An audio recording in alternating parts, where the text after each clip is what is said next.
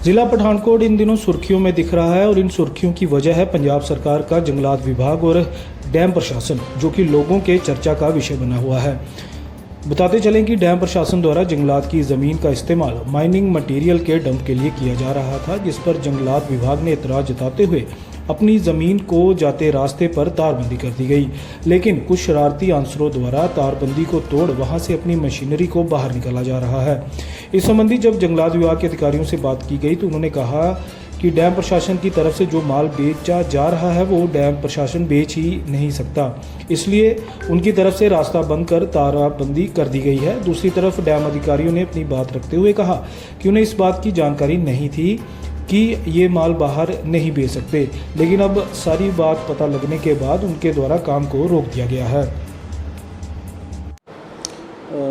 ਇਹਦੇ ਵਿੱਚ ਮੇਨ ਕਾਰਨ ਹੈ ਕਿ ਲੈਂਡ ਜਿਹੜੀ ਹੈ ਗਵਰਨਮੈਂਟ ਟੂ ਗਵਰਨਮੈਂਟ ਟਰਾਂਸਫਰ ਹੋ ਰਹੀ ਹੈ।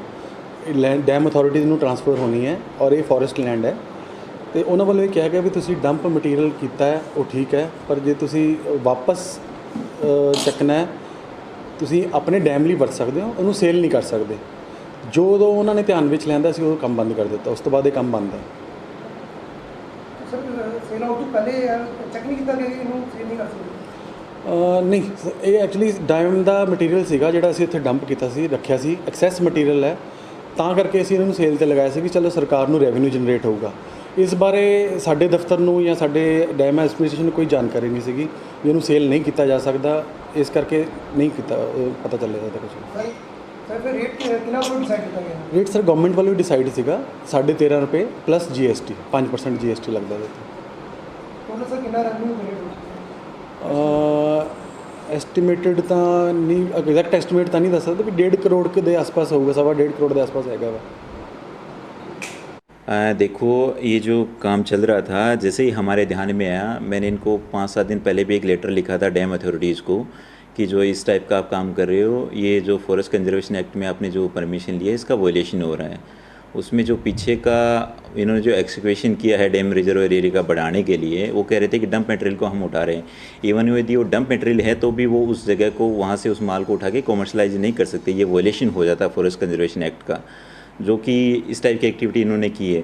तो जैसे ही हमारे ध्यान में हमने तुरंत सारा काम रुकवा दिया। एक दिन तक वो पूरे ट्रक पूरा दिन खड़े रहे थे, उसके बाद वो अनलोड करने के बाद उनको अलाउ किया। उसके बाद से दूसरे दिन हमने बंदों को भेज के वहाँ पे आगे फेंसिंग वेंसिंग करवा दी है। और इस तो अलावा जो मैंने है अपने सारे नीचे जो लोअर स्टाफ है उनसे पूरी प्रॉपर जो है रेंज ऑफिसर से पूरी रिपोर्ट मांगी है कि पूरे एरिया का सर्वे करके आएँ कि कहाँ कहाँ पे क्या क्या हुआ है, कितना हुआ है। और इसके साथ साथ उनसे ये भी कहा है कि जो डैम के जो जितने हुए अधिकारी हैं उनसे सारे रिकॉर्ड लेके आएँ कि उन्होंने जो ये माल जो ये निकाल रहे थे वो किस प्रोसेस के तहत उन्होंने टेंडर किया है, किस प्रोसेस के तहत क्या किया है, किस बंदे को बेच रहे हैं, किस पर्पज़ के लिए उसको यूज़ कर रहे हैं। तो ये सारी की सारी चीज़ें देखने के बाद ही और पूरी रिपोर्ट आने के बाद ही हमें आगे की जो भी कार्रवाई बनेगी वो करेंगे। सर रेवेन्यू जो इकट्ठा किया उन्होंने 70% जो माल है वो खुद कह रहे हैं कि उन्होंने नहीं, जैसे मैंने आपको बताया कि हमें इस चीज़ का नहीं पता था पहले इनका क्या है, क्योंकि जो डैम का कंस्ट्रक्शन का काम है वो पिछले 2-3 साल से चल रहा है। ओवर द टाइम इन्होंने काफ़ी सारा मटेरियल जो रिजर्वर की कैपेसिटी बढ़ाने के लिए जिनके जो इनका वर्जन है कि डंप किया है इन्होंने काफ़ी सारा वर्जन। तो किस किस टाइम किया है वो जब हम पूरे एरिया का सर्वे कर पाएंगे, डिटेल रिपोर्ट ले पाएंगे, तभी हमें पता चलेगा उसका। और उसके बाद ही हम बता पाएंगे कि उन्होंने क्या क्या उठाया, कहाँ कहाँ से, किस किस हिसाब से उठाया और किस पर्पज़ के लिए यूज़ किया है। वो पूरी रिपोर्ट आने के बाद ही हमें पता चल पाएगा। उन्होंने हमसे कोई NOC कुछ नहीं लिया था जी। सर, ये जितना भी मटीरियल, जैसे कि हमें थोड़ी जानकारी मिली कि ये जो क्रशर जो चल रहे हैं सारा माल उन्हीं को बेचा गया है, तो उसके बारे में कुछ थोड़ी जानकारी होगी आपको? नहीं, मैं जैसे आपको बताया कि मेरे को इस चीज़ का हाँ ये सुनने में आया था कि क्रेशर वालों को बेच रहे थे, कॉमर्शियल पर्पज़ के लिए यूज़ कर रहे थे उसको। तो जैसे मैं आपको बता रहा हूँ कि ये डिटेल रिपोर्ट लेने के बाद ही हमें पता चल पाएगा कि क्या स्थिति है, उन्होंने किस किस हिसाब से इसको यूज़ किया, किस पर्पज़ के लिए यूज़ किया जो सारा डंप मटेरियल था, या फिर कोई नया भी नहीं किया हो कहीं पर। ऐसा भी हो सकता है कि कोई नई माइनिंग की हो, तो वो भी हम पूरी उसकी छानबीन करेंगे। हाँ जी।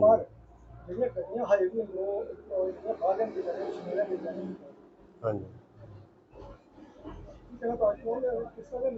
हाँ जी सर, साड़ी ड्यूटी ये है, डैम ने साड़ी ड्यूटी इस करके लाई हुई है कि जिहड़ा भी सिक्योरिटी का मामला है कि सिक्योरिटी ते नज़र रखना है। कल फॉरेस्ट विभाग ने आके सील करता ही ਸੀਲ ਕਰਨ ਤੋਂ ਬਾਅਦ ਗੱਡੀਆਂ ਅੰਦਰ ਦੀਆਂ ਅੰਦਰ ਰਹਿ ਚੁੱਕੀਆਂ। ਲੇਕਿਨ ਅਸੀਂ SDO ਦਿਲਪ੍ਰੀਤ ਤੋਂ ਪਰਮਿਸ਼ਨ ਲਈ ਹੈ। ਫਿਰ ਉਹਨਾਂ ਨੇ ਕਿਹਾ ਹੈ ਕਿ ਜਿਹੜੀਆਂ ਅੰਦਰ ਗੱਡੀਆਂ ਨੇ ਉਹ ਉਹਨਾਂ ਨੇ ਤੇ ਬਾਹਰ ਜਾਣਾ ਹੈ, ਤੇ ਇਸ ਕਰਕੇ ਉਹਨਾਂ ਨੇ ਪਰਮਿਸ਼ਨ ਦਿੱਤੀ ਹੈ ਤੇ ਅਸੀਂ ਜਿਹੜਾ ਹੈ ਉਹ ਉਹਨਾਂ ਨੂੰ ਪਰਮਿਸ਼ਨ ਲੈ ਕੇ ਫਿਰ ਹੀ ਗੱਡੀਆਂ ਬਾਹਰ ਜਾ ਰਹੀਆਂ। ਲੋਡਰ ਤੁਹਾਨੂੰ ਨਹੀਂ ਲੱਗਦਾ ਕਿ ਇਹ ਗਲਤ ਹੋ ਰਿਹਾ ਹੈ? ਇੱਕ ਚੀਜ਼ ਸੀਲ ਕੀਤੀ ਗਈ ਹੈ, ਸੀਲ ਦਾ ਮਤਲਬ ਇਹ ਹੁੰਦਾ ਕਿ ਐਜ਼ ਜਿੱਥੇ ਜੋ ਹੈਗਾ ਉਹ ਉੱਥੇ ਰਹਿਣਾ ਚਾਹੀਦਾ। ਉਹ ਤੇ ਰਹਿਣਾ ਚਾਹੀਦਾ ਸੀ ਸਰ, ਲੇਕਿਨ ਅਦਰਵਾਈਜ਼ ਹੁਣ ਡੈਮ ਦੇ ਅੰਡਰ 'ਚ ਅਸੀਂ ਨੌਕਰੀ ਕਰ ਰਹੇ ਹਾਂ, ਲੇਕਿਨ ਡੈਮ ਨੇ ਪਰਮਿਸ਼ਨ ਦਿੱਤੀ ਹੈ ਕਿ ਉਹ ਕਹਿ ਰਹੇ ਕਿ ਇਹਨਾਂ ਨੂੰ ਬਾਹਰ ਕੱਢੋ ਗੱਡੀ। ਪਰਮਿਸ਼ਨ ਹੈਗੀ ਤੁਹਾਡੇ ਕੋਲ ਡੈਮ ਦੀ? ਸਾਡੇ ਕੋਲ ਬਾਹਰ ਵਾਲੀ ਪਰਮਿਸ਼ਨ ਮਤਲਬ ਲਿਖਤ ਕੋਈ ਪਰਮਿਸ਼ਨ ਨਹੀਂ ਹੈ। ਫੋਨ ਕਰਕੇ ਪੁੱਛਿਆ ਗਿਆ ਉਹਨਾਂ ਨੂੰ। ਕਿਹਨਾਂ ਨੇ ਫੋਨ ਕੀਤਾ ਸੀਗਾ ਔਰ ਕਿਹਦੇ ਵੱਲੋਂ ਤੁਹਾਨੂੰ ਕਿਹਾ ਗਿਆ ਵਾ? ਸਾਨੂੰ ਦਿਲਪ੍ਰੀਤ ਸਾਹਿਬ ਨੇ ਕਿਹਾ ਕਿ ਉਹਨਾਂ ਨੂੰ ਗੱਡੀਆਂ ਨੂੰ ਬਾਹਰ ਜਾਣ ਦਿਓ। ਕੌਣ ਹੈ ਦਿਲਪ੍ਰੀਤ ਸਾਹਿਬ ਜਿਹੜੇ? SDO ਸਾਹਿਬ ਨੇ। ਕਿੰਨੀਆਂ ਕੁ ਗੱਡੀਆਂ ਸਵੇਰ ਦੀਆਂ ਹੁਣ ਤੱਕ ਨਿਕਲ ਚੁੱਕੀਆਂ ਨੇ? ਹੁਣ ਹਜੇ ਤਾਂ 2 ਹੀ ਲੋਡਰ ਜਾ ਚੁੱਕੇ ਨੇ ਜੀ। ਕੋਈ ਟਰੱਕ ਵਗੈਰਾ ਵੀ ਨਿਕਲੇ ਨੇ? ਨਹੀਂ ਲੋਡਰ ਮਤਲਬ ਟਰੱਕ ਦੇ ਉੱਪਰ ਹੀ ਲੋਡ ਹੋਇਆ ਉਹ ਗਿਆ। ਕਾਰਨ ਕੀ ਸੀਗਾ ਜਿਹੜਾ ਇਹ ਬੰਦ ਕੀਤਾ ਗਿਆ ਸੀ ਰਸਤਾ? ਕੀ ਕਾਰਨ ਸੀ?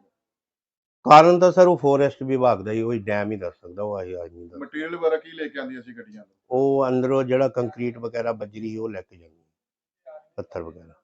कहा जाता है हिंदुस्तान में किसी भी बीमारी का इलाज करवाना बहुत मुश्किल, बहुत महंगा, गलत। आप शहरिया जलसा फाउंडेशन के मेंबर बनो। बाइट मेडिकल कॉलेज एंड हॉस्पिटल आने वाले 5 साल तक आपका पूरा इलाज फ्री करेगा। धन्यवाद।